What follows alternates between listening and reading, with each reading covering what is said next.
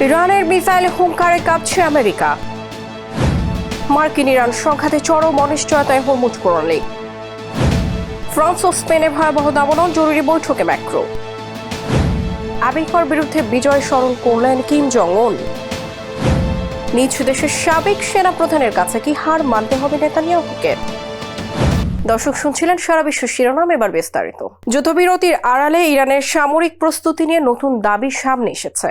Islamic revolutionary guard কর্পসের এক শীর্ষ কর্মকর্তার ভাষ্য অনুযায়ী এই সময়টিকে কাজে লাগিয়ে তেহরান দ্রুত মিসাইল উৎপাদন ও আঘাত হানার সক্ষমতা আরও শক্তিশালী করেছে।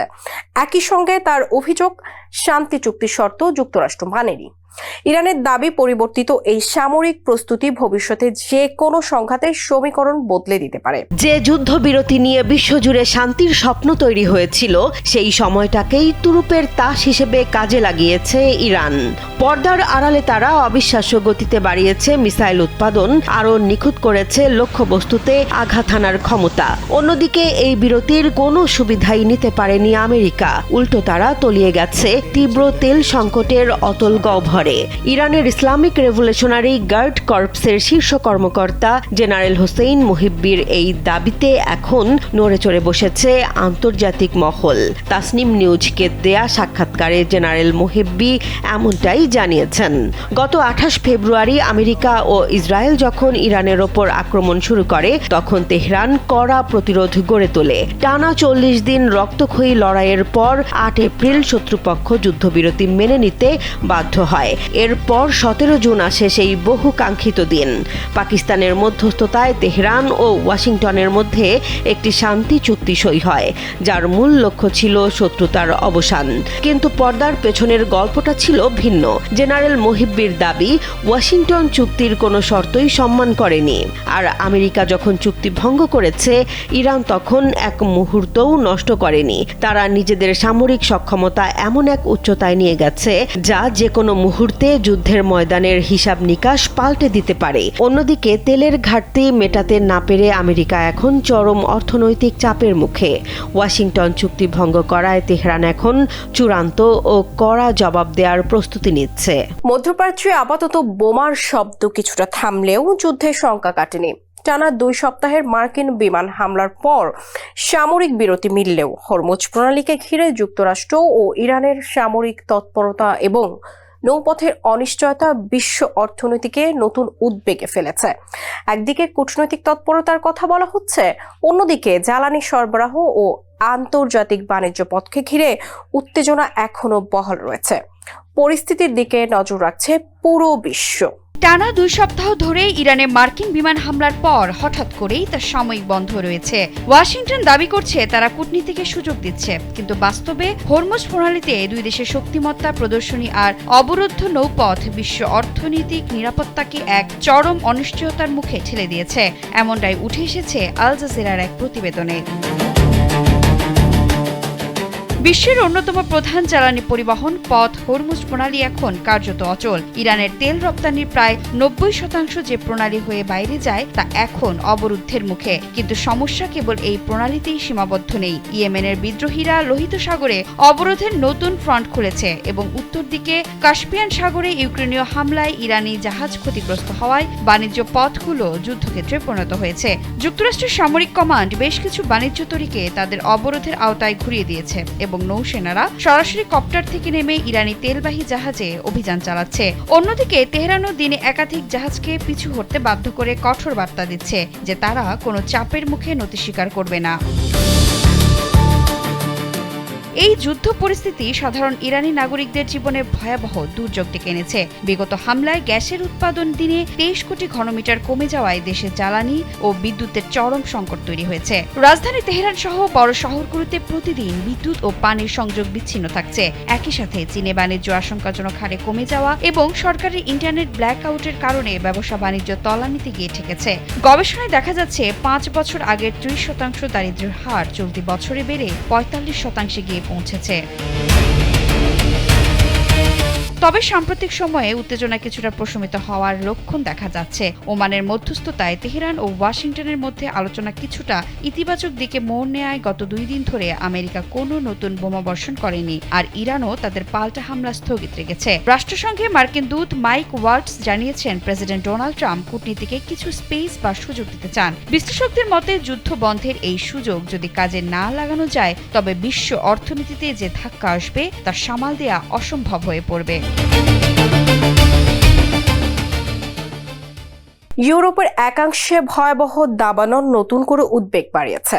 ফ্রান্সের দক্ষিণ পশ্চিমাঞ্চলে দ্রুত ছড়িয়ে পড়া আগুন এবং তীব্র তাপপ্রবাহের আশঙ্কায় জরুরি মন্ত্রিসভায় বৈঠক ডেকেছে প্রেসিডেন্ট এমানুয়েল ম্যাক্রো। বিবিসির তথ্য অনুযায়ী জলবায়ু পরিবর্তনের প্রভাবে ফ্রান্স ও স্পেনে পরিস্থিতি ভয়াবহ আকার নিয়েছে। দাবানল, তাপপ্রবাহ ও প্রতিকূল আবহাওয়ার কারণে দুই দেশেই ব্যাপক ক্ষয়ক্ষতি এবং বিপুল সংখ্যক মানুষকে নিরাপদ স্থানে সরিয়ে নেওয়া হয়েছে। ফ্রান্সের দক্ষিণ পশ্চিমাঞ্চলের ঐতিহাসিক শহর বোর্দোর মাত্র 15 কিলোমিটার দূরে ভয়াবহ দাবানল অনিয়মিতভাবে এগিয়ে আসা এবং তীব্র তাপপ্রবাহের আশঙ্কায় জরুরি মন্ত্রিসভার বৈঠক ডেকেছেন ফরাসি প্রেসিডেন্ট এমানুয়েল ম্যাক্রো। বিবিসির তথ্য মতে জলবায়ু পরিবর্তনের মারাত্মক প্রভাবে ফ্রান্স ও স্পেনে ভয়াবহ রূপ নেওয়া এই দাবানলে দুই দেশের লক্ষাধিক মানুষ গৃহহীন হয়েছেন।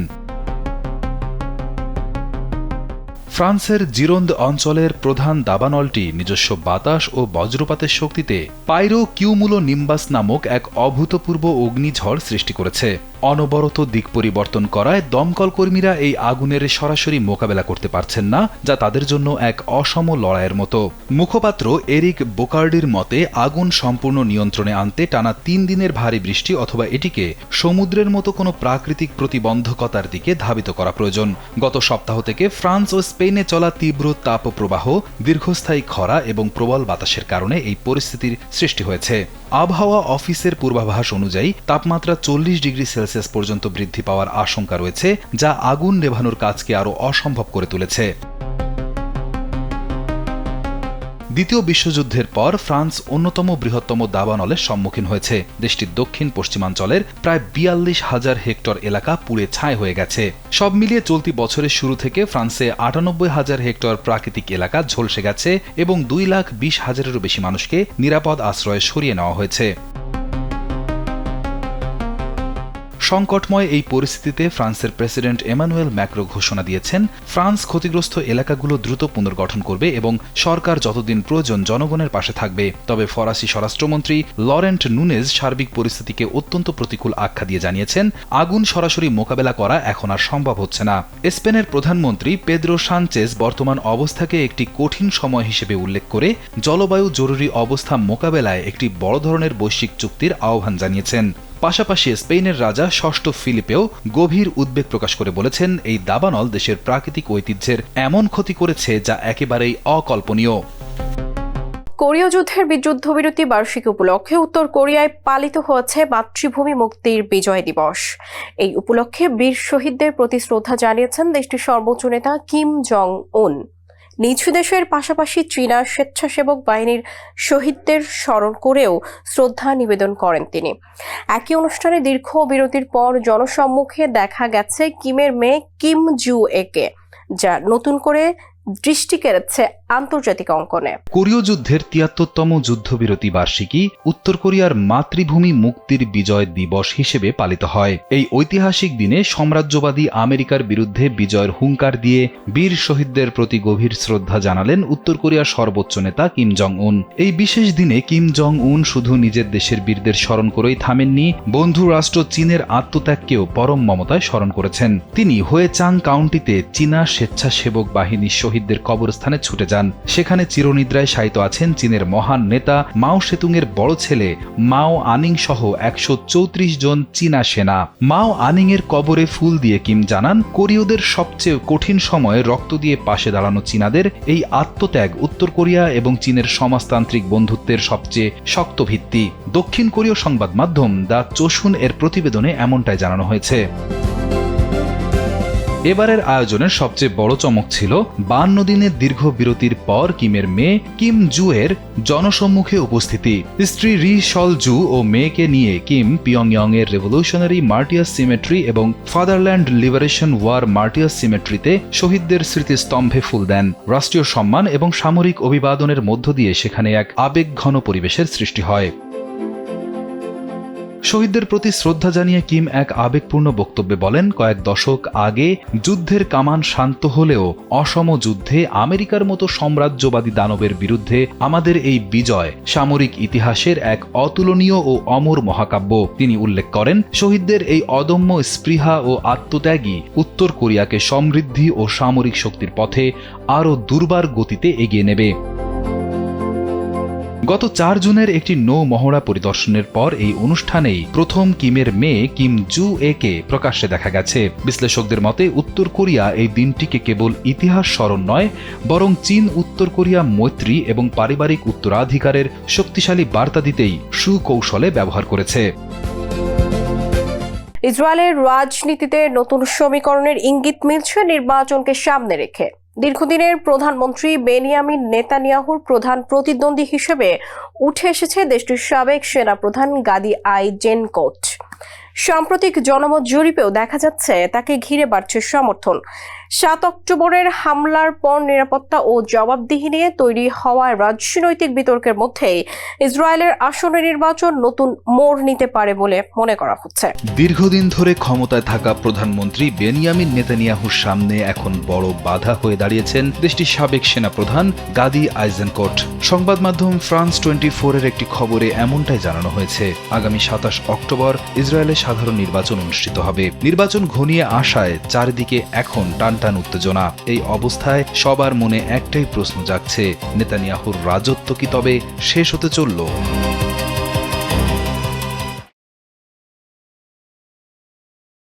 2023 সালের 7 অক্টোবর গাজা থেকে হামাসের নজিরবিহীন হামলার পরই মূলত এই রাজনৈতিক পট পরিবর্তনের সূত্রপাত। ওই হামলায় নিরাপত্তা ব্যবস্থার চরম ব্যর্থতা এবং গোয়েন্দা তথ্যের ঘাটতির জন্য সরাসরি কাঠ গড়ায় দাঁড় করানো হয় নেতানিয়াহু সরকারকে। গাজা যুদ্ধ দ্রুত বৃহত্তর আঞ্চলিক সংঘাতে রূপ নিলে সাধারণ মানুষের ক্ষোভের আগুনে ঘি ঢালে। জনগণের জোরালো দাবির মুখেও নেতানিয়াহু প্রশাসন নিরপেক্ষ রাষ্ট্রীয় তদন্ত কমিটি গঠন না করে রাজনৈতিক নিয়ন্ত্রণাধীন তদন্তের প্রস্তাব দেওয়া হলে দেশ জুড়ে বিক্ষোভ শুরু হয়। এই জনরোষ ও আস্থার সংকটের সুযোগেই আত্মপ্রকাশ করে নতুন একটি রাজনৈতিক সমীকরণের। ক্ষমতার এই লড়াইয়ে নেতানিয়াহুর লিকুদ পার্টিকে চ্যালেঞ্জ ছুড়ে দিয়ে 2025 সালে ইয়াশার নামের নতুন রাজনৈতিক দল গঠন করেন দেশটির সাবেক সেনাপ্রধান গাদি আইজেনকোট। চ্যানেল 12-এর সাম্প্রতিক জনমত জরিপে এক অবিশ্বাস্য তথ্য উঠে এসেছে। 120 আসনের নেসেটে আইজেনকোটের দল পেতে পারে 23টি আসন, আর নেতানিয়াহুর লিকুদ পার্টি পেতে পারে 22টি আসন। শুধু তাই নয়, 43% ভোটার 66 বছর বয়সী আইজেনকোটকে প্রধানমন্ত্রী হিসেবে উপযুক্ত মনে করছেন, যেখানে নেতানিয়াহুর পক্ষে আছেন মাত্র 34%। আইজেনকোটের 10 দফা নির্বাচনী প্রচারণার মূল হাতিয়ার 7 অক্টোবরের হামলায় রাষ্ট্রীয় তদন্ত কমিশন গঠন, নতুন জাতীয় নিরাপত্তা নীতি প্রণয়ন এবং বিচার বিভাগের স্বাধীনতা রক্ষা। তবে ফিলিস্তিন ও লেবানন সংকট নিয়ে তার উগ্রপন্থী অবস্থান এবং কঠোর সামরিক জবাবের নীতি অপরিবর্তিত রয়েছে।